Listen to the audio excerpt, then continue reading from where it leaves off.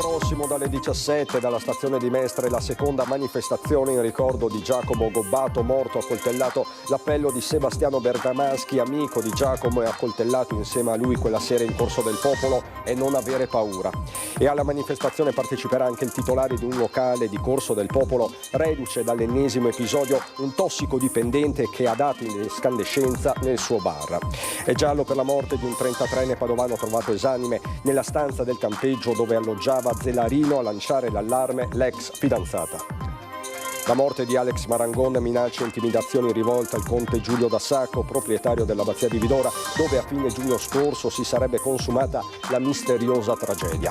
Cede il controsoffitto di un negozio cinese a Fossalta di Portogruaro questa mattina prima dell'apertura. È grave, in terapia intensiva, la commessa di 34 anni colpita alla testa e al corpo dai detriti. Proseguono i cantieri al petrolchimico di Porto Marghera per i 60 km di marginamenti per la messa in sicurezza della laguna di Venezia e contro il moto ondoso. Serata magica a Sant'Elena per la squadra del Venezia Calcio, che per la prima volta è stata presentata ufficialmente davanti a 1500 tifosi allo stadio Penzo. Bentrovati, buonasera telespettatrici, telespettatori di Antenna 3. Ancora una volta in primo piano per questa edizione veneziana dei nostri telegiornali la vicenda di Giacomo Gobbato, perché sono già tantissime, un centinaio circa, le associazioni che hanno aderito alla manifestazione organizzata per sabato proprio in ricordo del giovane di Giacomo Gobbato, ma anche per ribadire la necessità di una gestione diversa della città. Ci racconta tutto Ilaria Marchiori. Crediamo che la questione fondamentale di fronte al dolore sia reagire e crediamo che l'esempio che Giacomo ha portato con le sue tragiche conseguenze abbia fatto aprire gli occhi a tante e tanti. Per questo sabato alle 17 a Mestre centinaia di cittadini, associazioni ma anche forze politiche prenderanno parte alla manifestazione Per Jack, per noi, per tutti, riprendiamoci la città. Promossa da centri sociali e associazioni in ricordo di Giacomo, ma anche per ribadire ancora una volta la necessità di una gestione diversa della città, proprio come avvenne a febbraio 2023. Dobbiamo evitare che questo esercito di invisibili sia lasciato allo sbando e in quel momento là da problema sociale, se non viene affrontato in modo adeguato, diventa di problema di criminalità, come è successo esattamente una settimana fa. L'appello di Sebastiano Bergamaschi, amico di Giacomo e accoltellato insieme a lui quella sera in Corso del Popolo, è a non avere paura. A partire da oggi dobbiamo scegliere di tornare a vivere questa città, non chiudersi ognuno nella propria casa, ma tornare a viverla per far sì che ci sia un tessuto sociale che reagisce e la presidia quotidianamente. Ho letto tante parole che ci chiamano eroi e io non voglio che sia questa la retorica. Non esistono eroi, non esistono superpoteri, esiste la scelta di agire. Per fortuna ci sono tanti modi diversi in cui farlo, noi abbiamo deciso di farlo così, ma il presidio e il tessuto sociale che si può andare a costruire sono una delle tante risposte che si può dare a partire da ognuna di noi. La scelta che abbiamo fatto venerdì sera non è una scelta che si fa in un singolo momento, in una singola giornata, è una scelta che si fa nella vita. Lo rifaresti? 1000 volte. Alla manifestazione parteciperà anche la comunità bengalese, spesso vittima di violente aggressioni. Ogni settimana succede con noi perché i bengalesi maggior parte lavorano al ristorante a Venezia. Tornano più tardi, allora portafogli, sigarette, telefonini, succede spesso, quasi tutti i giorni. Intanto l'autopsia eseguita sul corpo di Giacomo ha rivelato che ad ucciderlo sia stata una sola coltellata. Sono queste le prime conclusioni cui è arrivato il medico legale. Mentre i genitori, distrutti dal dolore, si sono chiusi nel silenzio, ma attraverso un amico di famiglia hanno fatto sapere che al momento non se la sentono di incontrare il sindaco Brugnaro. Servirà del tempo, hanno detto. E alla manifestazione di sabato parteciperà anche il titolare di un locale di Corso del Popolo, reduce da un recentissimo episodio di violenza e degrado, sempre Marchiori. Un energumeno, un ragazzo italiano poco più che ventenne, è venuto qua ad inveire contro i clienti che stavano mangiando, prevalentemente clienti turisti.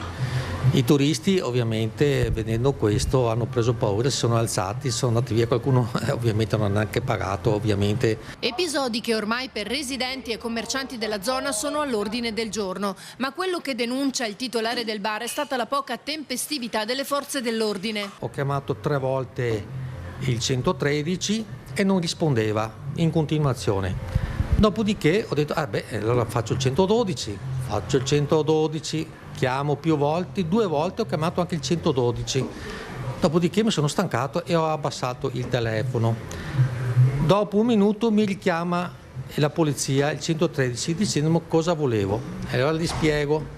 Allora mi dicono no, non è compito nostro, è compito di carabinieri, le passo i carabinieri. Mi passa i carabinieri, sono passati 4-5 minuti che ovviamente date le circostanze diventavano minuti interminabili, diventavano. Una volta spiegato il tutto ai carabinieri dicendo nella zona dove mi trovo, sono passati 30 minuti. In questi 30 minuti questo qua poteva fare strage. È chiaro che dopo quando sono venuti non c'era più nessuno, era andato via. Sono stato fortemente disgustato per la risposta che non ho avuto con immediatezza, perché tenendo conto degli accadimenti, addirittura con un morto che è successo qua in Corso del Popolo, quantomeno dovevi da subito presidiare la zona. Il presidio è fondamentale. I cittadini non si sentono più protetti adeguatamente. C'è più di qualche persona che va via da Mestre proprio per questi accadimenti. Persone che hanno comprato appartamenti a 200.000 euro li stanno svendendo a 100.000 euro, svendendo ad extracomunitari. È chiaro che questa città si sta riempendo di un tessuto sociale non conforme al nostro stile di vita. La responsabilità ricade sempre a chi comanda questa città, deve prendere dei provvedimenti atti alla sicurezza dei cittadini, perché alla fine sono i commercianti, sono i cittadini che con il pagamento delle tasse mantengono questa politica, non dimentichiamocelo.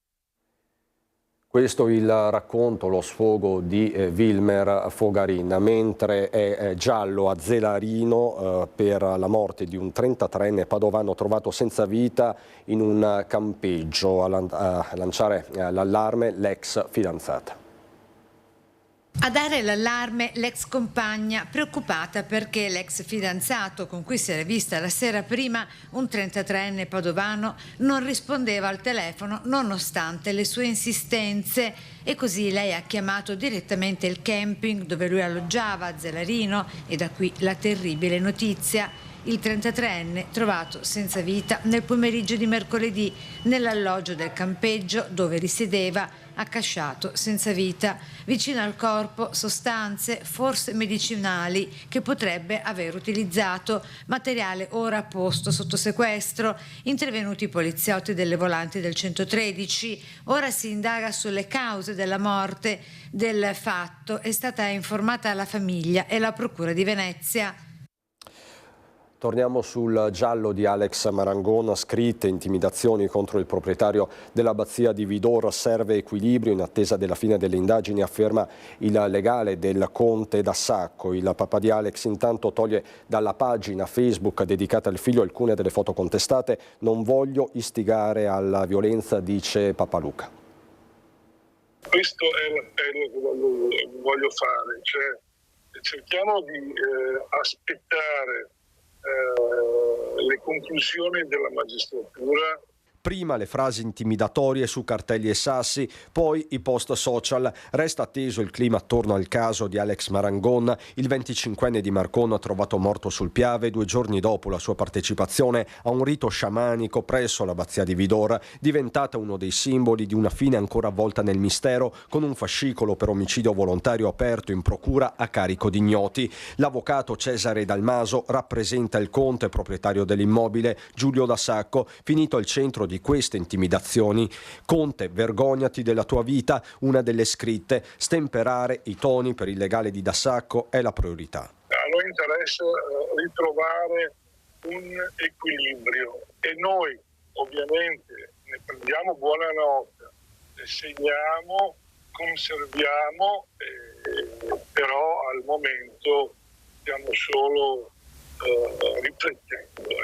Una riflessione era stata anche avviata, conferma lo stesso avvocato, nei confronti del papà di Alex, Luca Marangon, che sulla pagina Facebook Verità per Alex aveva condiviso anche delle foto che riprendevano alcune delle scritte più dure. Poche ore dopo il post di scuse con lo stesso Marangon che dice di essersi reso conto soltanto in un secondo momento che nel blocco di immagini che gli era stato inviato da Vidor, quasi tutti sassi con la scritta Verità per Alex, alcune erano riferite al Conte. Insomma, un errore. Non voglio essere artefice di istigazione a violenza e resto fiducioso sull'operato della Procura. L'auspicio di Luca Marangon, per questo al momento non ci sarà nessuna querela. Si è pensato di non agire in alcun modo, cioè di portare pazienza, ulteriore pazienza. Si è capito che i genitori di Alex sono sconfortati, sono in preda a questo dolore comprensibile e che quindi non riescono ad avere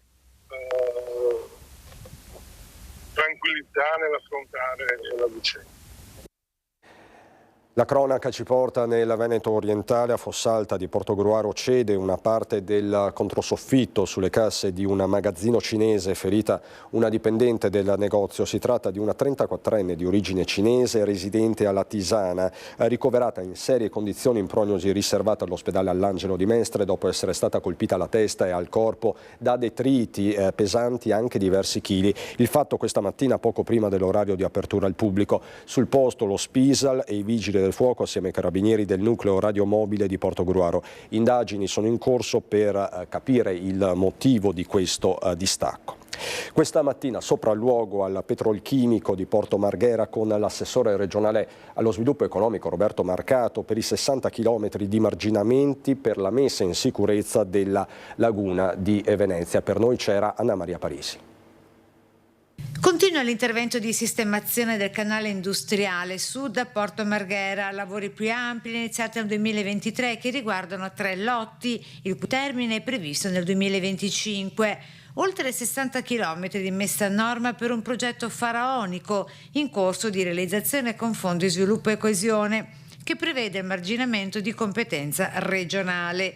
In mattinata il sopralluogo al cantiere dei marginamenti di Darsena della Rana, lungo via della Chimica, presso l'ingresso 4. Questo è un intervento davvero importante perché pensate che complessivamente ha una lunghezza nelle 3 macroisole di 1,5 km e costa 60,2 milioni di euro, quindi è un intervento davvero importante. Intervento per la bonifica anche con sofisticati sistemi di drenaggio, avente in sintesi 3 obiettivi primari: tutelare la laguna, arrestare i fenomeni di erosione dovuti al moto ondoso, al fine di rendere questi terreni banchine portuali. Da una parte abbiamo ovviamente l'attenzione all'ambiente e dall'altra diventa un'area ancora più appetibile da un punto di vista economico, ancora più attrattiva. Una grande sfida ingegneristica e amministrativa e che vede il necessario coordinamento con altri enti, in primis l'autorità del sistema portuale, e non a caso. Perché in primo luogo ci troviamo all'interno dell'ambito portuale. Il porto di Venezia ha l'area, diciamo, una delle più grandi tra i porti in Italia ed è composta da questa particolarità, sia aree demaniali che aree private. In questo caso l'area è proprio di proprietà di VNCL, che è una delle nostre partecipate, che ha quindi reso possibile poi gli interventi fondamentali. Il materiale scavato per la parte non bonificabile verrà successivamente portato alla discarica di Malcontenta. E verrà portato questo nella discarica Moranzani. Voltiamo pagina. Dopo la mostra del cinema si è conclusa al Lido la stagione dei grandi eventi con il concerto dei musicisti e coristi del Gran Teatro La Fenice.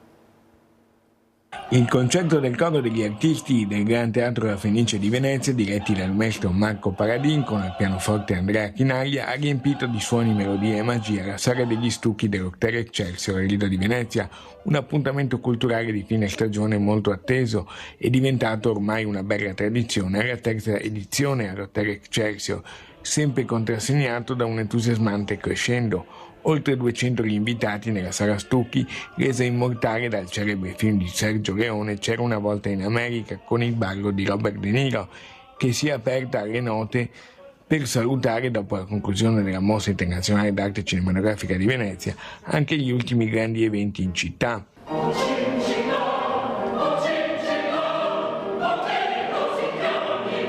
Il programma è stato dedicato a un ricco repertorio di brani di operette, con ben 2 bis, numerosi battimani del pubblico e applausi a scena aperta. Alla conclusione, a portare i saluti della città, l'assessore comunale Michele Zuin, presente insieme al vicepresidente del Consiglio Comunale Paolo Romor, in prima fila tra le autorità anche il prefetto di Venezia Darko Pellos e il questore Gaetano Bonaccorso. Questo concerto della Fenice rientra in questa logica di portare, anche dell'amministrazione, di portare la Fenice fuori appunto dal luogo fisico della Fenice di Venezia, per far godere anche in questo caso ai lidensi le bravure e la musica che fanno i nostri orchestrali.